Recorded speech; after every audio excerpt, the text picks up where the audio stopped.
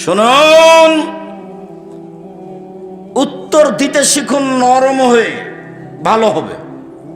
অল্প দিন বাঁচতে এসেছেন, বয়স একদিন ছিল 40, তারপরে দেখলেন 60, তারপরে দেখবেন নেই। জানাজা করছে মানুষে।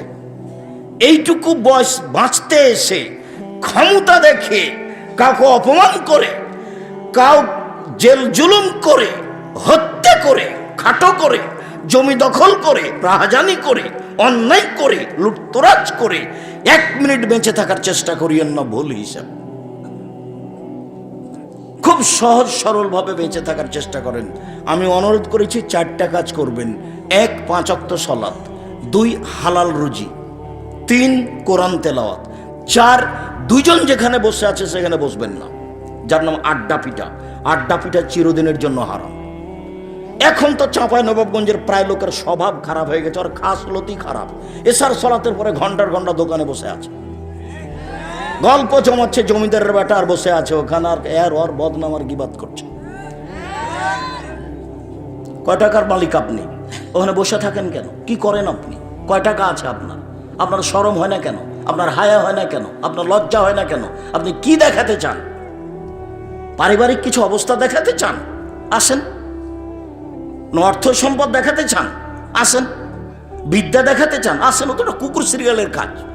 বুঝেও বুঝে না যারা, অন্তর আছে বুঝে না, দেখেও দেখে না যারা, চক্ষু আছে দেখে না, শোনেও শোনে না যারা, কান আছে শোনে না, উলায়েকা কালানাম, তারা পশু প্রাণীর মতো, তারা গরু ছাগলের মতো, তারা কুকুর শ্রীগালের মতো, বালু মাজাল বরং তার চেয়ে খারাপ। আপনাকে যদি আমি কুকুর শ্রীগালের চেয়ে খারাপ প্রমাণ করতে না পারি, আমি আব্দুর রাজ্জাক বিন ইউসুফ জিন্দেগিতে জন্মভূমিতে বক্তব্য দেব না বলে যাচ্ছি। কি বলতে চান আপনি?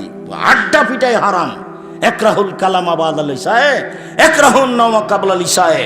মুহাম্মদ সাল্লাল্লাহু আলাইহি সাল্লাম ঘুমানোর পূর্বে, এশার সালাতের পূর্বে ঘুমিয়ে যাওয়া ঘৃণা করতেন। আল্লাহর নবী এশার সালাতের পূর্বে ঘুমিয়ে যাওয়া ঘৃণা করতেন। আল্লাহর নবী এশার সালাতের পরে কথা বলা ঘৃণা করতেন। আল্লাহর নবী এশার সালাতের পরে কথা বলা ঘৃণা করতেন। 10টায় ঘুমিয়ে যাবেন, এশার সালাতের পরে গিয়ে খাওয়া দাওয়ার কাজ থাকলে, না হলে আহাল পরিবার নিয়ে ঘুমিয়ে যাবেন। 10টা, 3টে, 5 ঘন্টা, 5 ঘন্টা ঘুমিয়ে যাবেন। ঘুম থেকে উঠে আপনি আকাশের দিকে তাকিয়ে একটু দোয়া পড়বেন। কিছুই যদি না পারেন তাহলে এটা মুখস্থ করে রাখেন, লা ইলাহা ইল্লাল্লাহু ওয়াহদাহু লা শারীকা লাহু, লাহুল মুলকু ওয়া লাহুল হামদু ওয়া হুয়া আলা কুল্লি শাইইন কাদির, ওয়া সুবহানাল্লাহি ওয়া আলহামদুলিল্লাহি ওয়া লা ইলাহা ইল্লাল্লাহু আকবার ওয়া লা হাওলা ওয়া লা কুওয়াতা ইল্লা বিল্লাহ রব্বিগফিরলি রব্বিগফিরলি। সুন্দর করে ওযু করেন, 2 রাকাত সালাত আদায় করেন, অতীতের সব পাপ ক্ষমা। আমি বলিনি, এই কথা মুহাম্মদ সাল্লাল্লাহু আলাইহি সাল্লাম বলেছেন, হাদিস বুখারী মুসলিম। আবার বলেছেন যে মানিস্তাই কাজা আহলাহু ফিল্লাইলে, কে যদি নিজে জাগে স্ত্রীকে জাগায়। আচ্ছা ঠিক আছে, তোমরা ছেলেরা যাও, আমি 2-1 মিনিট দেরি করি, মনে হয় হঠাৎ করে প্রোগ্রাম করেছো তো, কবে যেন পরশুদিন না আমি বললাম। আচ্ছা ঠিক আছে, তাহলে ঠিক আছে প্রোগ্রাম করো। খালি বলতি আছে তজুরুল, যে দেখো আমার কাছে সময় নেই, আমি সময় মিলাতে পারবো না, তবে একটু বাহিরে যাওয়ার প্রোগ্রাম রেখেছিলাম, তো একটু বাহিরে যেতে দেরি হচ্ছে। তো বলছে ঠিক আছে তাহলে এই সোমবারে করো। তো বলছে ঠিক আছে কালকে সোমবারে করব। তো এইভাবে হঠাৎ করে এসেছে। তো ছেলেরা আপনাদের কাছে গেলে যার কাছে সম্ভব যতটুকু 500 টাকা, 200 টাকা, 50 টাকা, 10 টাকা দিবেন, যাতে করে তাদের কাজটা সহজ হয়। খরচ তো থাকেই, তো কোনো সাড়া শব্দ হবে না, আমার দিকে চেয়ে থাকবেন। সম্মানিত দিনী ভাই বোন, আমি বলছিলাম রাসূল সাল্লাল্লাহু আলাইহি ওয়াসাল্লাম, আল্লাহ তাআলা বললেন যে তোমরা মুহাম্মদ সাল্লাল্লাহু আলাইহি সাল্লাম আপনি মানুষের সাথে কথা বললে, তর্ক বিতর্কে, বাক বিতণ্ডে এমনভাবে বলবেন যাতে করে আপনারটা তার চেয়ে সুন্দর হয়। কখনো ক্ষমতা দেখিয়ে বসবাসের চেষ্টা করবেন না। 4টে জিনিস পালন করবেন, ফল ভালো হবে। 1, 5 ওয়াক্ত সালাত, 2, হালাল রুজি, 3, কোরআন তেলাওয়াত। যে কোনো মূল্যে কোরআন তেলাওয়াত করবেন। বেশি না পারলে সূরা ইখলাস 3 বার পড়ে আল্লাহকে বলবেন, এই যে আমি কোরআন মাজিদ আজকে পড়লাম। অন্তত 1 মিনিট 2 মিনিটে 3 বার।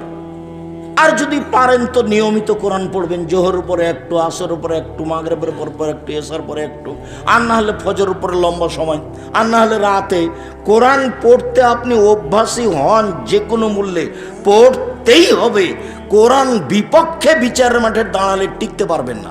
আর ওই বৈঠকে যারা বলেছে যে কোরআন না বুঝলে পড়া যাবে না, ওর বাপও বুঝে না।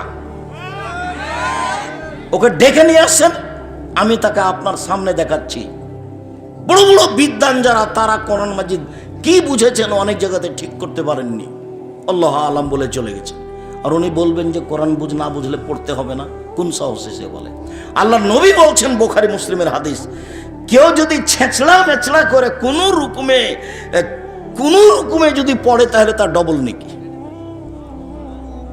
হাদিস তো বুখারী মুসলিম। কেন আপনাকে কোরআন মাজিদ পড়া থেকে অনুৎসাহিত করবে? উৎসাহিত করতে হবে। আমরা তো মসজিদে পড়েছি, আলিফ বিতে সে জিম হেখে দাল জাল করে পড়েছি, ওইভাবেই পড়বেন। মানুষ ভালো করে পড়ার চেষ্টা করুক, মানুষকে আমি চেষ্টা করতে না করিনি, কিন্তু পড়তেই পাবে না, না বুঝলে না বুঝালে। যে বলেছে সেই